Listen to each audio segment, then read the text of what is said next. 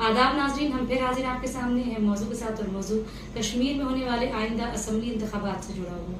جی ہاں، 2 روز تک election commission کی ٹیم نے جموں کشمیر کا دورہ کیا، میٹنگز کی، آل پارٹی ورکرز سے بات چیت کی اور حفاظتی بندوبست کا جائزہ لیا۔ اس کے بعد آج پی سی کر کے الیکشن کمیشن نے کہا کہ بہت جلد کشمیر میں اسمبلی انتخابات ہوں گے، اور بہت سارے جو ٹرمز آف کنڈیشن ہیں اس کو بھی بتایا کہ کس طرح سے فوٹوگرافی کرائی جائے گی اور ویڈیوگرافی کرائی جائے گی، اور کس طرح سے حفاظتی بندوبست کے بیچ انتخابات کرائے جائیں گے۔